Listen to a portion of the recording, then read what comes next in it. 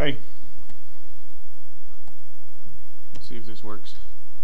So there are two special bases that we should be familiar with, and those are called the common log and the other one's the natural log. So the common log is really this one. It's the log base 10 of a number. Okay, so common log has a base 10. So we should, if I write this, if I write the log of 125, what I really am writing is the log base 10 of 125. So if you had to solve that, we wouldn't be able to do this, right? Because 10 to the x is 125, so we would be guessing. But if we go to the calculator, and so I have to go back and forth here a couple of times. So if I go to the calculator, I can type in the log of 125. So the answer has to be more than 1, right? Like not a whole lot more than 1. Like maybe 1.1 or 2. I'm guessing 1, 2-ish. Not sure what happened. Oh, 2. Sorry. 2.1. Well, somebody said yes. No, it had to be more than 2. 10 squared. So, but 2.1-ish, 2.2-ish. Sorry. Okay? It's a good thing we have calculators for this stuff. There's another log. It's called the natural log. That one's a little bit harder to explain. If you are still here next year and you're taking pre-cal, I'll talk about that a little bit longer than today. But the natural log is written this way. It's the natural log of x. Okay. This is a base e, and e is a number. So e is a number like pi. So it's irrational.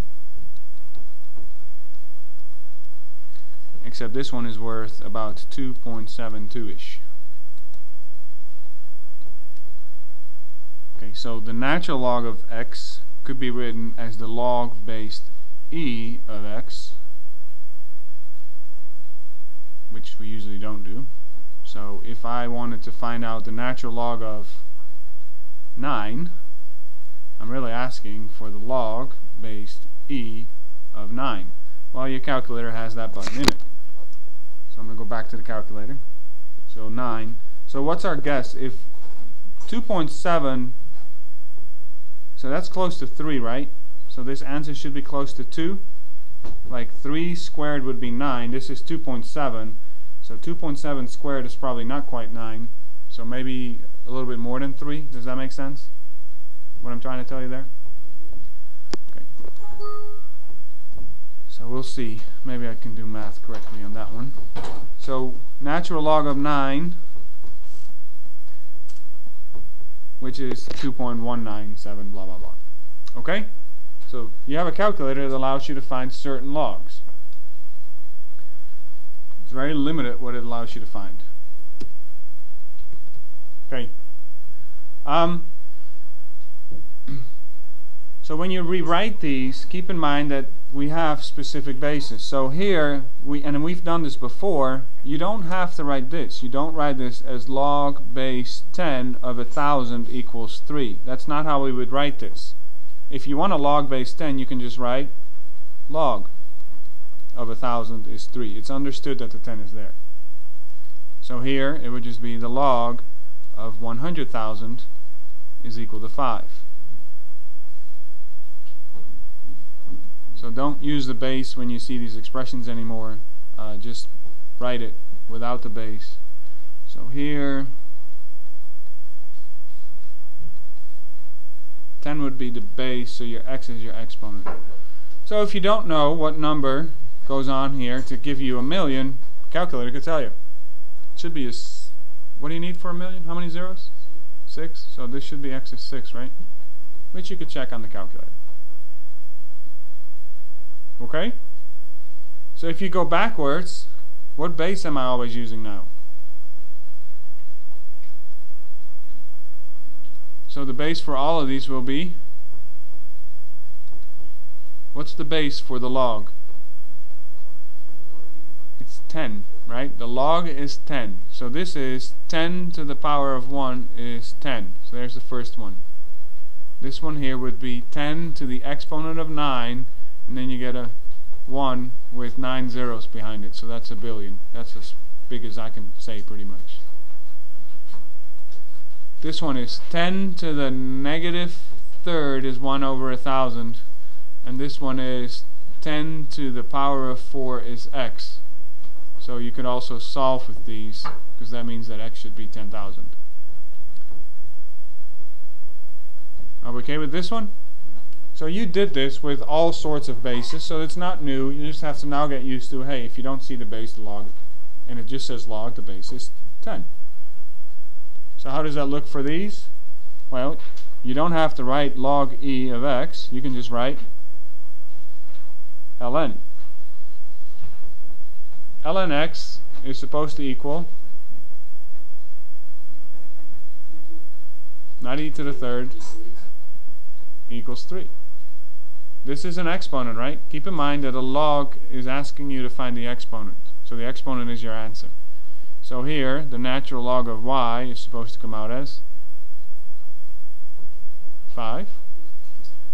The natural log of 1 better give you 0. That one you can check on your calculator. And the natural log of e better give you 1. Which we can solve this one, because if that's the base and that's the base, then this exponent here needs to be a 1 to make this work, right? So if that was the unknown, it does have to be a 1. Okay, you can rewrite this. What base am I using for all of these? Natural log has a base. What's the base for the natural log? It's e. So this just becomes e to the 7th is x. E to the power of 0 equals 1. By definition, or knowing anything to the power of 0 is 1. And this is e to the negative 2nd is equal to x, which could be written as this e squared in the bottom of your fraction. Are we okay on that part? So you will have some rewriting things today just so you can get used to it, so you don't feel awkward with those bases. Alright.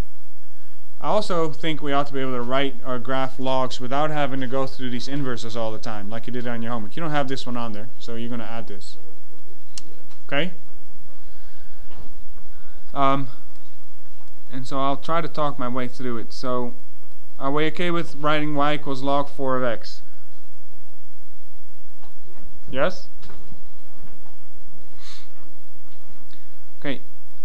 Even though I said we're not really doing this through the inverse, I would still do this. 4 to the power of y equals x. I can write that, right? Okay. So what I tried to tell you here when I say make a table of values by solving for easy y values, I'm actually going to use this little trick here. So when I plug in a 0, 4 to the power of 0 is 1. So this comes from doing 4 to the power of 0 is your x then. If I plug in the 1 for the y, I get 4 to the first is 4, which must be your x. So at 4 you should have 1. Are we okay on those? Well, guess what the last one is? 4 to the power of a negative 1, if that's supposed to be x. So then when I plug in a negative 1 for y, that will occur when x is 4 to the negative first is usually written as a 1 over 4. Okay, so that's the table of values, and I do need to think about one more thing. I need to think about asymptotes. So what is the vertical asymptote for a log?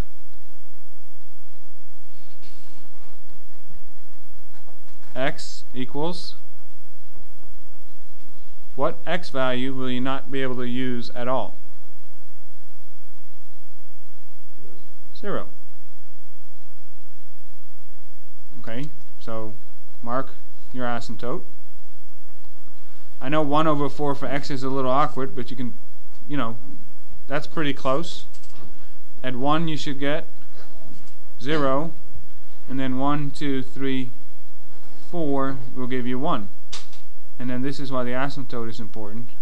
you don't want to cross your x-axis, your y-axis, sorry. And then here's your graph without having to really go through the inverse of this.